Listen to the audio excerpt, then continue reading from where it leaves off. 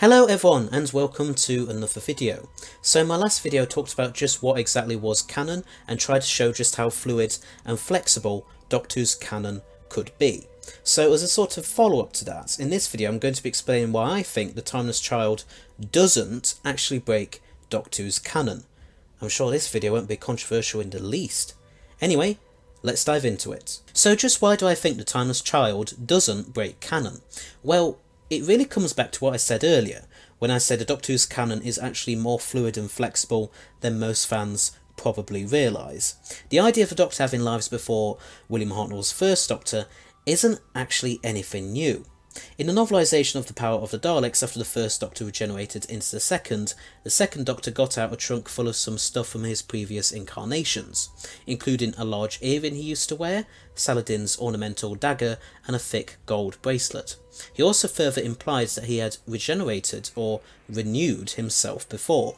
Some of these details were also included in the original rehearsal script of the story as well.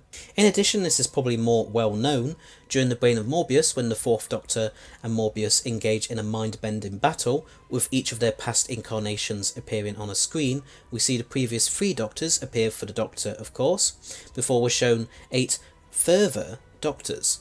These Doctors were played by a few of the show's then production team. The producer at the time, Philip Hinchcliffe, later explained, "We tried to get famous actors for the faces of the Doctor, but because no one would volunteer, we had to use backroom boys. And it is true to say that I attempted to imply that William Hartnell was not the first Doctor. This was before it was established that Time Lords could only regenerate 12 times, by the way."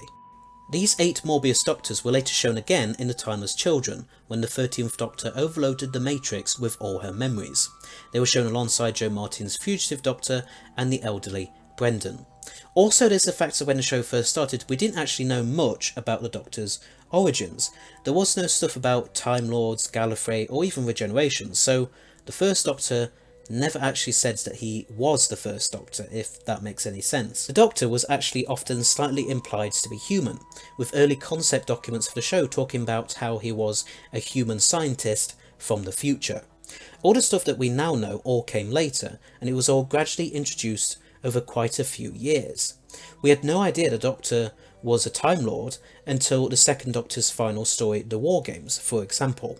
So what most fans now just take for granted wasn't actually set in stone for quite a while. Even once these details were revealed, the show didn't really bang on about the Doctor only having so many lives, or William Hartnell's Doctor being the first. At least, not that often for quite a while. One of the few examples that I can just think off the top of my head is when the first Doctor asked the 5th which regeneration he is in the 5 Doctors. Regeneration. 4th.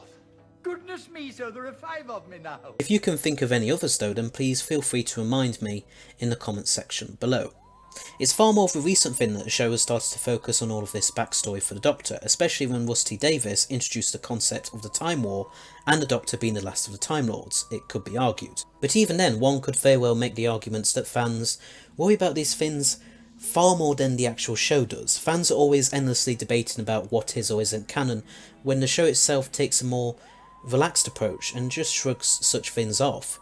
So The Timeless Child doesn't break Doctor Who's canon for the simple reason that the show's canon is always reshaping and changing anyway, which is only to be expected when it's been written and made by loads of different people over nearly 6 decades.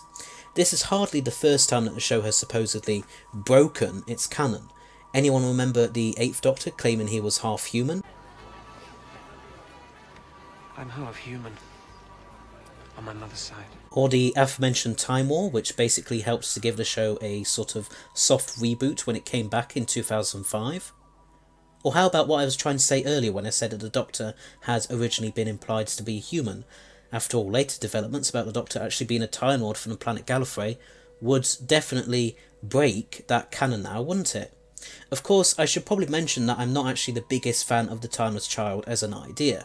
I don't like how it makes out the Doctor to be a sort of chosen one type of character, as that's just not what I personally see the Doctor as. The whole Chosen One trope has kind of been done to death in the wider pop culture landscape in my personal opinion, so to have the Doctor being just a quirky alien traveller fighting wrongs in a silly police box time machine is far more appealing and unique and interesting in my honest opinion. But I don't really mind the show trying to introduce more Doctors that came before what we previously thought was the first, as I think it can potentially open lots of new opportunities for great storytelling. Not that the show has really taken many of these opportunities, of course, but never mind. And also I just find it to be a lot of fun to imagine what kind of stuff these pre-Hartnell Doctors got up to, and even fan casting actors as them. I think it really allows the imagination to run wild. But maybe that's just me. In fact, yeah, it most likely is just me. But anyway, there's why I personally think The Timeless Child doesn't break canon. The fact that fans tend to get themselves tied up in knots about what is or isn't canon, when the show itself doesn't even really care much for that kind of stuff, is something which I'll probably never fully understand, and I'm a fan myself. But seriously, I really don't think the show's canon matters all that much at the end of the day. If you think The Timeless Child breaks canon, fine. If you don't, that's also completely fine. I think we all have far more important stuff to worry about at the end of the day, and it's not worth us all fighting each other in endless social media arguments. Anyway, thanks for watching, hope you liked it. Please don't forget to press that subscribe button below, as well as press the bell icon at the side of it, so be notified of when all my new videos come out. This channel currently has 565 subscribers as of the time of writing and recording this video. But if we can get 750 by the end of this year, then I'll rank all 39 seasons of the TV show from 1963 to the present. Also, please rate and let me know what you think of all of this. Do you think The Timeless Child breaks canon or not? So, until next time, bye bye.